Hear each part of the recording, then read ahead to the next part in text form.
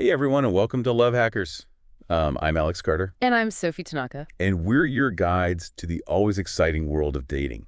So today we're doing a deep dive into attracting women, specifically some practical tips and strategies for attracting women. And, we're going to tackle a question that's probably crossed everyone's mind at some point. Yeah. What happens when a woman doesn't seem interested at first? Can you actually change her mind? That's right. We're going way beyond those first impressions because you know that initial spark doesn't always happen, and that's totally normal. What we find fascinating is that attraction can actually be cultivated. It's not always instant like they show in the movies. So you're saying love at first sight is kind of a myth? Exactly. The source we're looking at today really challenges that whole notion. It Mhm. argues that attraction is more about shifting someone's perception of you than it is about that instant magical connection. So it's kind of like a makeover, but for your personality and how you come across.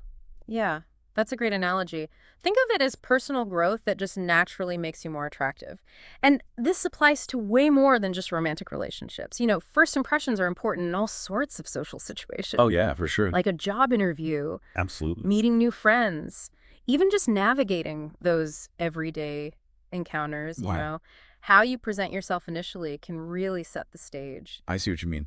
Mm. So how do we actually start shifting that perception? Are there any specific strategies from the source?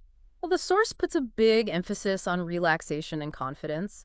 They even use this interesting analogy of an athlete getting ready for a big game. Yeah. You wouldn't expect an athlete to perform at their best if they were all stressed out and exhausted, right? Mhm. Mhm. Well, the same goes for approaching someone you're interested in. You need to have that inner calm and that sense of ease to really connect. That makes a lot of sense. So no more relying on those cheesy pickup lines. I think the source mentioned those don't really work. Yeah, they really don't. And there's a reason for that. Pickup lines often come across as insincere and rehearsed, you know? Genuine confidence, on the other hand, is about being comfortable in your own skin, valuing yourself, and not desperately seeking validation. That kind of self-assurance is super magnetic because it shows you're not just focused on winning someone over. You're already content with who you are.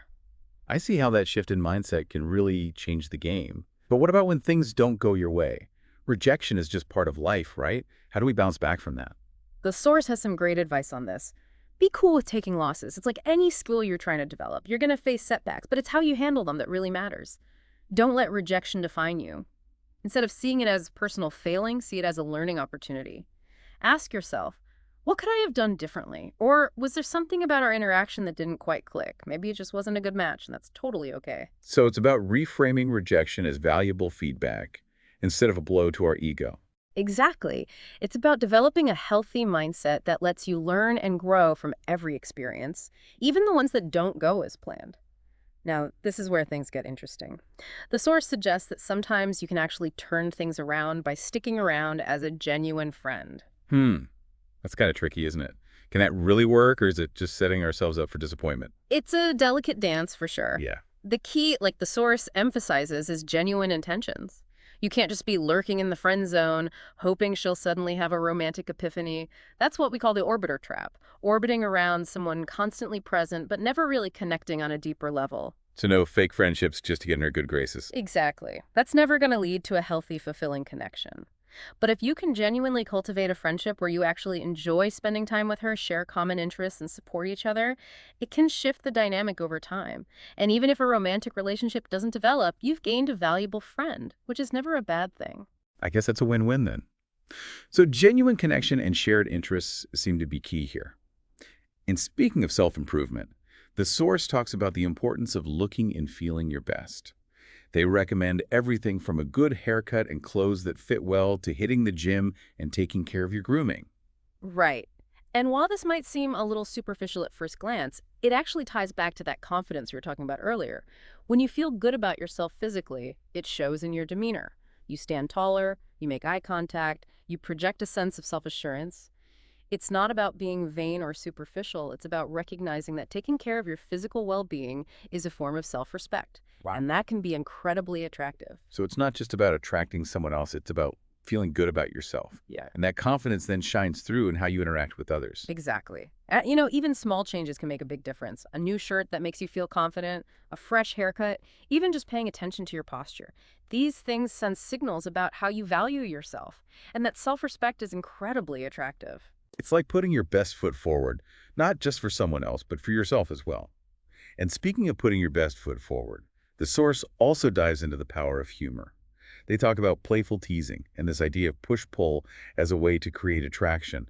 It sounds a little counterintuitive, doesn't it? It does, but think about it. A playful tease or a lighthearted challenge can be way more engaging than a ton of compliments.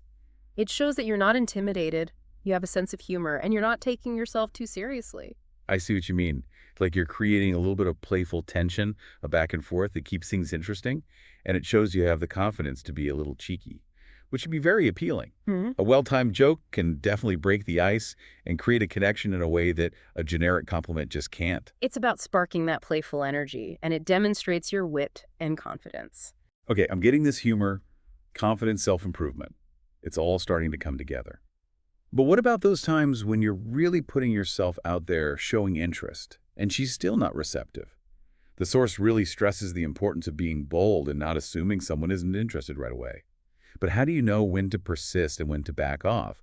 That seems like a really fine line to walk. It is a fine line, and it's something that can be tricky to navigate. It's all about reading those social cues. Is she making eye contact? Is she engaging in your attempts at conversation? Is there a sense of reciprocity in the interaction? Or is she giving off those "I'd rather be anywhere else" vibes? Sometimes people can be shy or hesitant to open up right away, so it's about finding that balance between respecting her space and confidently expressing your interest. Right. And I imagine everyone has different levels of shyness or social anxiety. You don't want to come on too strong if she's more reserved, but you also don't want to miss an opportunity if she's just taking a little time to warm up. It sounds like it really comes down to being attuned to the specific dynamics of each interaction rather than applying a one-size-fits-all approach. That's a great point. It's about being adaptable and responsive to the other person's cues. And speaking of social dynamics, here's another fascinating concept the source brings up: social proof. Oh, tell me about this. I've heard this term before, but I'm not totally sure what it means in this context. So basically, social proof is the idea that if a woman sees that other people find you attractive or interesting, it can actually influence her perception of you. It's like that age-old saying, birds of a feather flock together. If you're surrounded by positive connections, engaging in interesting activities, and generally giving off the vibe that you're someone worth knowing, it can make you more attractive to others. So it's not about creating some elaborate facade or surrounding yourself with a posse of admirers just for show. No, it's not about manipulation or trying to create a false image. It's about being genuinely attractive, both internally and externally. It's about cultivating a life that is fulfilling and engaging, and that naturally attracts others who share similar values and interests. Think of it as letting your authentic self shine through, and that will naturally attract the right people. Okay, I'm getting that. Yeah. It's about living a life that you're passionate about, building genuine connections with others, and letting that positive energy radiate outwards. And sometimes that's the most powerful way to spark someone's interest. But what about those situations where, despite your best efforts, someone just doesn't seem interested? I mean, we've all been there, right? Yeah. The source actually has a whole section on attracting a woman who doesn't like you. They even suggest that you might need to go MIA for a while. What's that all about? That's where the idea of reinvention comes in. If your initial interactions haven't sparked a connection, sometimes stepping back and focusing on your own growth can be the most powerful move. So it's not about playing hard to get or trying to manipulate her emotions. No, it's not about games. It's about giving both of you space to breathe, to grow, and to potentially see each other in a new light. Think about it. If you're constantly around, she might take you for granted or get stuck in that initial perception of you. But if you remove yourself from the equation for a while, she has a chance to miss you, to wonder what you're up to, and to reevaluate her feelings.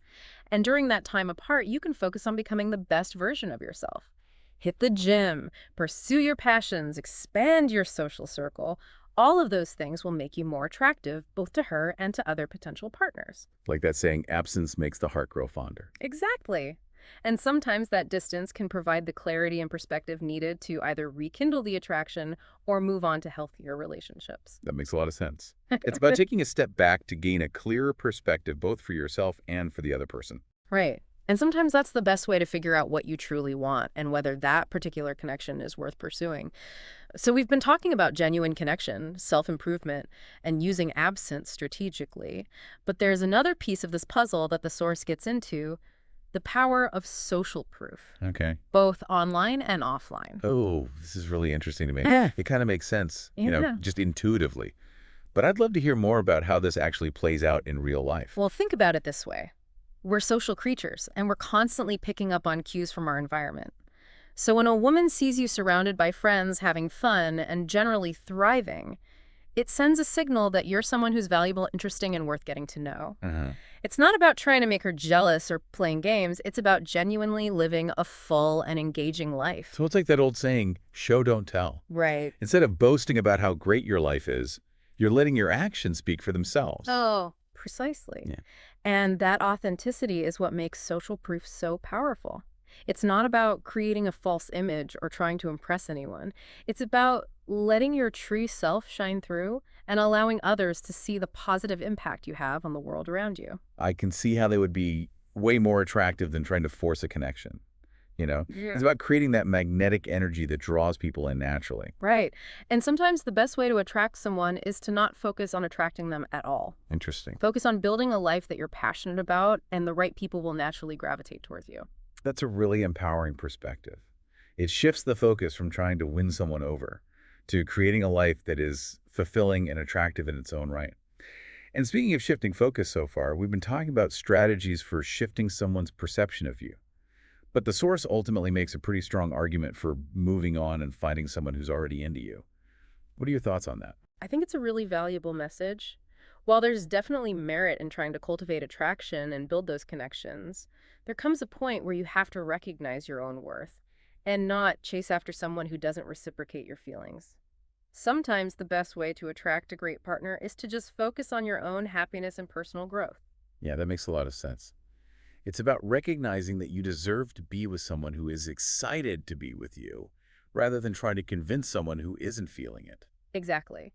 And the source actually points out that trying to force a connection with someone who's not interested can be incredibly draining and ultimately lead to unfulfilling relationships. So it's about choosing to invest your time and energy in relationships where you feel valued, appreciated, and desired. And a big part of that is focusing on personal growth, both for your own well-being and to attract partners who are on a similar path. So it's about aligning your values, your goals, your desires with a partner who shares that vision for a happy and fulfilling relationship. Exactly. It's about finding someone who complements your strengths, supports your growth, and adds to your life in a positive and meaningful way. And that kind of connection is much more likely to happen when you're both actively working on becoming the best versions of yourselves. I love that. It's not about settling or trying to change someone to fit your mold. It's about finding someone who already aligns with your values and who enhances your life in a way that feels natural and effortless. And sometimes that means letting go of connections that aren't serving you, even if it's difficult.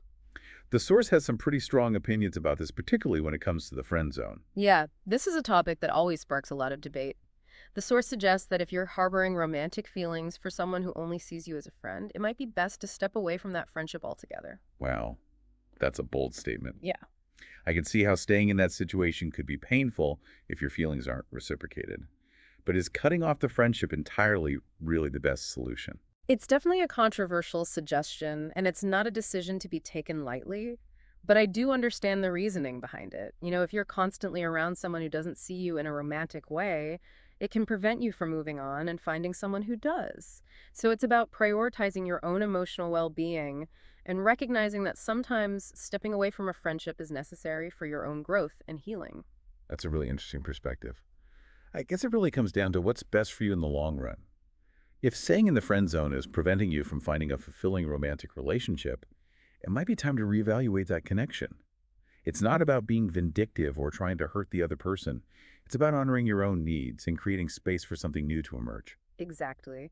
And sometimes that distance can actually strengthen the friendship in the long run. It allows you to process your feelings, gain clarity, and potentially reconnect down the line from a healthier, more balanced place. So it's about recognizing that relationships evolve and change, and that's okay. That's a really helpful way to frame it. It's not about burning bridges or closing doors permanently.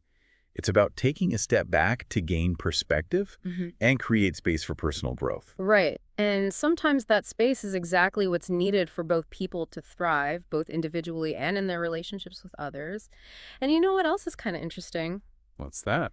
The source even goes as far as to suggest that you might actually need to straight up reject the friendship. Ooh, okay, that's pretty harsh, isn't it? Like, is that really necessary? I mean, it's definitely a strong stance. And I think it really highlights the importance of self-respect, Hmm.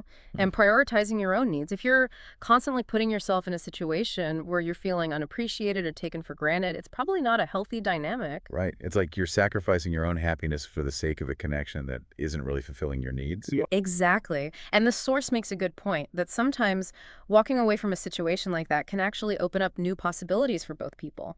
It allows you to focus on finding someone who truly values you, and it gives the other person the space to maybe realize what they're missing. So it's not about being punishing or trying to make someone feel bad. No, not at all. It's about creating healthy boundaries and honoring your own worth. Exactly. And sometimes that means making tough choices, even if it means letting go of someone you care about. Well, this has been a really insightful conversation. I feel like we've really unpacked some key strategies for attracting women, even when those initial sparks aren't flying. Yeah. It's all about shifting that perception, building that genuine connection, and ultimately finding someone who appreciates you for you. Absolutely. And I think the biggest takeaway for me is that it all starts with self-love. When you value yourself and invest in your own growth, you naturally become more attractive to others. It's like that saying, you can't pour from an empty cup. You have to fill yourself up first before you can give to others. Such a good point. So to all you love hackers out there, remember that attracting the right partner starts with attracting the right energy into your own life. Focus on becoming the best version of yourself, and the rest will fall into place. Well said. Thanks for joining us for this deep dive into the art of attracting women. I'm Alex Carter. And I'm Sophie Tanaka. Remember to subscribe, like, comment, and share this episode with your friends. And as always, keep those hearts open and those vibes high. Until next time.